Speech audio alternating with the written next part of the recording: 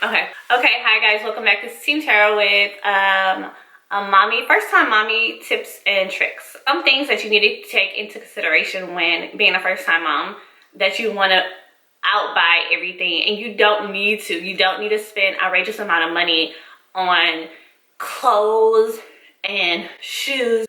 So it's good if the grandparents, the aunts, the uncles, if they're of course the first time, that's what they want to do. They want to spoil the kids. So for you, I personally wouldn't go out and buy anything. I will start off early buying stuff, like maybe when you first find out, but just like simple things like socks, bibs, bottles, the little things that you need. And then once after the baby showers has taken place, then you can go in and buy the stuff that people didn't buy, or the bigger purchases. Like, you don't want to spend, you know, like $500 on a crib.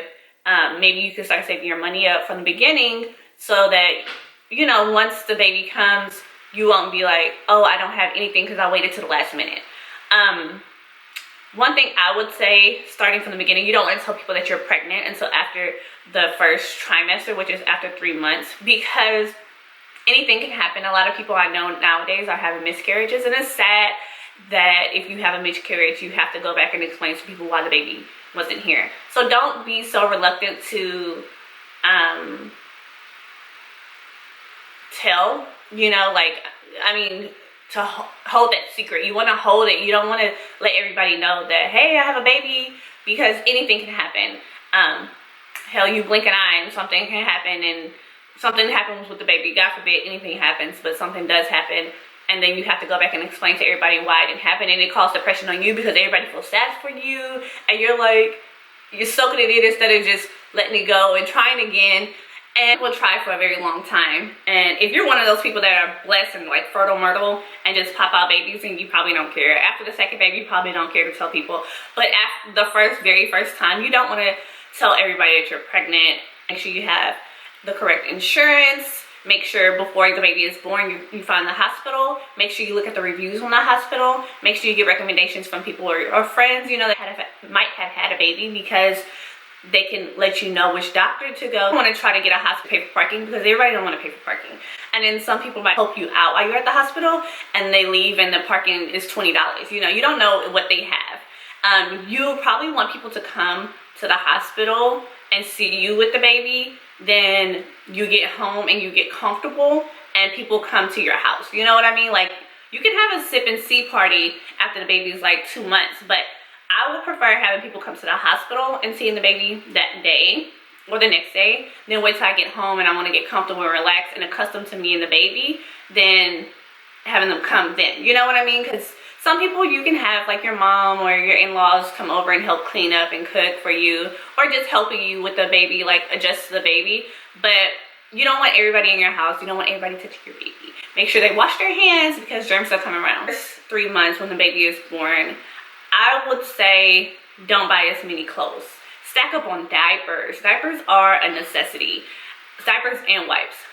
Because the baby grows so much and they're in the house for that amount of time, I didn't have my daughter come out the house until she was probably like 2 months. Of course, she went to doctor visits, and if I had to go to the grocery store probably once, she came with me.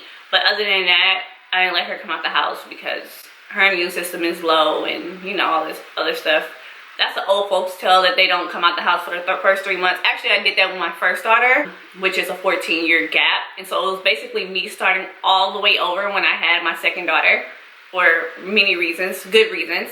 Another thing, for the first 3 months, I would recommend you definitely document everything. Like, document when, of course, they tell you to document when the baby's fed, they're changing time, but you document as a parent, because you want to know, you want to look back. Now that my daughter is a year old, I looking back and I'll be like, oh my gosh, she did this, and it just makes me like light up, like, oh my gosh, she's changed so much. I was literally taking pictures every day for like the first 6 months. I have a picture for every day, and I'm actually going to have a first year video going up, even though she's way past a year. Just looking back and see how much she's grown, how much her characteristics has changed. And also, don't take pictures of her, but take pictures of you and her. You know, like, see how far you have grown. You want to be able to have those pictures in the long run. There's a lot of mommies, you're not you don't feel comfortable because you gained weight or your hair came out, whatever the case may be, but you still want to have something that you can hold on to. Like me and my husband has plenty of pictures with the baby. I barely have that many, and I'm looking back and I'm like, dang, I should have took more pictures with her. I should have spent more time. Of course I spent every day with her, but as far as like him, and I'm the one that pulls out the camera, oh, she's doing something cute, you know, and he gets in, or, you know, he hugs her and stuff like that, and I'm taking a picture. First, the baby's first tooth coming in, they're crawling, they're walking, you know, they say bye-bye, dad, mama, whatever it is, that stuff is memories. Those are cherishable. Like, you can't get rid of that. Like, something in your head, you're like, oh, I forgot, but if you have those pictures there, or that documentation that you wrote down on this day, this such and such, and they actually have cards that I had that it basically shows, oh, my baby's first tooth, or my baby's first Father's Day, and you take a picture with the card, and it's so cute. Instead of just writing it down, you take a picture with the card that has whatever to say. As every baby is different. Some babies are very colicky when they come out, and you don't know what the colic might be pertaining to. It might be because they're gassy.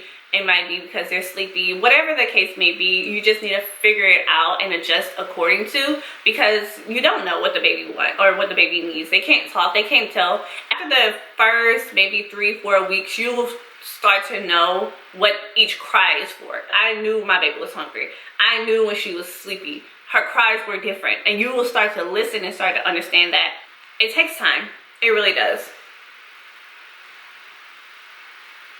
Some babies are very fussy, and you can't yell at them. They don't understand. Like, they can't communicate to you what it is.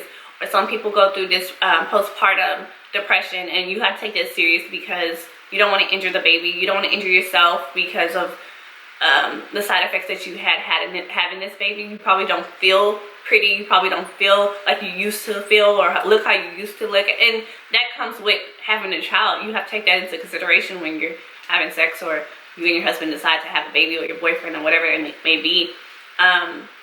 Those flaws come. I have stretch marks galore, and I might look like I'm all there, but I have everywhere, and my husband likes it. And I had to come to a realization that this is me, and I have to accept me as I am. If I want to change it, go have some cosmetic surgery or whatever, then that's on me, but that's later. But right now I have to accept me for who I am. I did get stretch marks. My stomach did get big. I got a pregnancy line on my stomach. I can show you. The pregnancy line, I actually had this before my first daughter, but it was like really low, and then it got longer after I had her. Now that I have my second daughter, it got even longer. I got stretch marks on my butt, my thighs, breast. I gained 40 pounds. It came off pretty fast. You don't want to compare yourself to nobody else, because that's only gonna make you sadder. Just do your best. And maybe when your husband comes home, your boyfriend comes home, maybe you can go work out, go walk around, get some peace of mind, get some you time. After you didn't spend the whole day with a baby, you need some you time. You need to maybe just relax in the bubble bath, or go take a walk, go to the gym, or do something to make you feel better. With me, I love fashion, I love hair, I love makeup, so I'm gonna go up in there and get dressed and have nowhere to go. Come back and just sit here right now. It's like, you eating that cookie? You gonna fix me some dinner? You know, like, ain't got nowhere to go. Just bumming at the house with a full beat face. As a first-time parent, second time, third time, fourth time, you're gonna lose sleep. You're gonna be so tired. You're gonna be delirious. You're gonna be like, what is going on? Why am I so cranky? Why am I cranky? The baby crying and I'm crying. We're crying next to each other because I can't sleep. You can't sleep. Actually, when you get your sleep, as soon as the baby you put the baby down for their nap, they take cat naps.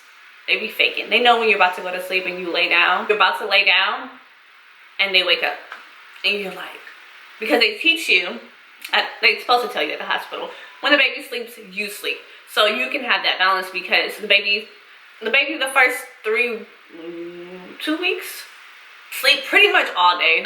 Now my daughter is 1, and I'm so used to her taking 2 or 3 naps. Now she's down to 1 nap, which is like, please take 2 naps. I have so much stuff to do. Every baby needs a schedule from the time they wake up to the time they go to sleep. Sometimes you have to adjust to their schedule. So if the baby naps between 1 and 3, then you need to be what can I do within the time frame to get things done? You know, like, don't just sit there and get on Facebook or YouTube or whatever. You need to figure out, what do I need to do within this time frame to make myself productive and make myself presentable so I can feel good about myself. When the baby wakes up, I can give my all to the baby. Husband gets home, I can give my all to him, because you'll be so consumed with baby, baby, baby. You don't want to forget about your spouse who helped you get this baby. You don't want to forget about yourself or your other kids. Basically, adjust your schedule so that you're not just consumed by the baby and what the baby's doing in the baby time. Okay? Okay. Postpartum depression, it's very serious. I felt like, and I still feel like, it can be handled. I mean, chemical imbalance, kind of like hormones, you know, anything can trigger it. Somebody can be like, hey, you're fat. Or, hey, you haven't lost that baby weight. Like, don't ask me this. Don't say that. I don't know what type of physical, mental abuse they're suffering from. And the only resource I say is God. Pray about it, because I feel like that thing could be, you can get out of that state of mind. Also, what I've heard is hereditary. You know, some parents go through it, so you're likely to be that way. But don't be afraid to accept help, especially people that are the helpful people, not somebody that's gonna come over and put more weight on you, like eat up all your food and put dishes in the sink and I'm gonna wash those dishes. Help cook for you or help clean and help you have a better life until you're able to get back on your feet fully. Must-haves, I think, for babies: wipes and diapers. I think Pampers for infant babies, swaddlers, Pamper swaddlers, and their wipes as well. I actually think they changed the formula. When my daughter was little, she can pee like 2 or 3 times and the diaper be still good. Now that she's bigger, she can pee 1 time and the diaper is basically like falling off. It looks really disgusting. It doesn't feel as heavy as it looks, but it actually makes her pants look like she has poop in her diaper, and that's not real. Shampoo, conditioner, I highly recommend Shea Moisture and Mustela. The reason is kind of like all natural. It doesn't have that many chemicals like Johnson & Johnson or the other brands. I wash Shea Moisture, Mustela, Aveeno. Aveeno is very, very good. Lotions, Shea Moisture, Aveeno. Onesies and swaddler blankets, Gerber. Very, very good quality. It is durable and it lasts very long. I would advise breastfeeding the babies because it's more natural and it's beneficial for you and the baby. You have to get formula by Similac Sensitive for fussy babies, gassy babies, and it tells you all the benefits there. I can say what worked for me and my daughter. We went through a plethora of formula and that was the only one that works. That's the only one that stuck to her stomach. She was puking excessively to the point where I thought something was going to happen to her because she just kept puking and losing weight. And I'm like, oh, what's going on? Messiness. Gripe water is very, very good. Milacon is very good as well. You could put those in drops of the formula or bottles, whatever bottles that you have, which is good. As far as bottles are concerned, I like Tommy Tippy. I think Tommy Tippy made pacifiers as well, and we had got those as well, which is both were very good. Bottle warmer, Tommy Tippy. Bed bassinets. Doc-a-tot. Doc-a-tot is a lifesaver. So we were having a baby in the bed originally because we were scared. Her room was all the way upstairs. Of course, as a new parent, you don't want to have the baby in the bed with you, but you also don't want to bring the crib down unless you have a little bassinet next to you and you're still like going crazy. So we decided to have the baby in the bed for about 2 weeks until I got a doc-a-tot. And then doc-a-tot was the lifesaver. It was like, what the heck have I been missing? I didn't even know this for how many years? So it's basically a bassinet that has borders around it. And so the baby is very constrained to this much room, which is good because it's kind of like they're still being swaddled a little bit. When the baby was in the bed with us before the doc-a-tot, I was scared that he was gonna roll over her because he's a heavy sleeper and he's a heavy man. He used to put his arm around me. I'm like, man, babe, can you move your arm because you're really heavy? Imagine him rolling over on the baby. I was very concerned. I was scared, frightened to death, and I was scared that the baby was just gonna roll out. But it puts your mind at ease because you decide to put the baby in the crib, which we did. We put the doc-a-tot in the crib so the baby wouldn't roll over and the sheets wouldn't get wrapped on her. Just all kinds of goodness that you need for a baby. And it goes from small, medium, large, just like deluxe, grande, whatever, I don't know. But it's very, very good for babies 0 to basically 3 or 4 years old. Thumbs up to doc-a-tot. I need another one. Cradle cap. If your baby suffers from cradle cap or gets it. So basically it starts off as like dandruff. And it looks like the baby hair is like nasty. So you wash it. What you're not supposed to do is scrape it because it causes a temporary hair loss. You don't want to use Johnson & Johnson. Anything that's not all natural because it irritates the scalp, and so basically you have to irritate the scalp, and so you put more stuff on it to irritate the scalp more. You get it? So they have something at HEB or maybe online. It's called cradle cap treatment. So it's basically like a shampoo with it comes with a little brush. So you put it on there and you brush it, but you're not picking it and you're not scraping it. The brush is very sensitive and soft for the baby hair. Shea Moisture is very good for babies with eczema. My daughter has eczema and it's so sensitive to her skin, but also very good to help treat her dryness, her dry patches. And according to the seasons, her eczema get more severe. Summer is dry and the winter is dry and the spring is not that bad. So you have to adjust your baby's lotions, bath soaps, and all that, and detergent, because you don't want to use grown-up detergent on baby's soft skin. You don't want to do that. I hope I answered all your questions, all your concerns about being a mommy, a first-time mommy, or just, you know, doing it again. I hope that was helpful. And if you have any more questions, please hit me up or email me or send some comments, put some comments down there so I can know, you know, what to do in the next video. If this was helpful, I'm gonna do a 1-year update on my baby's development and how smart she is, because she's very, very smart for a 1-year-old. She's going to Ivy League school. Spelman, Harvard. Spelman. Or Harvard.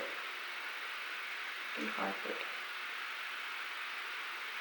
Somewhere out of Houston, Texas. You know what? I'm not even gonna say that because she can go to Rice. Rice is a very good school. And I'm claiming it all over my kids. My babies, they're gonna be successful.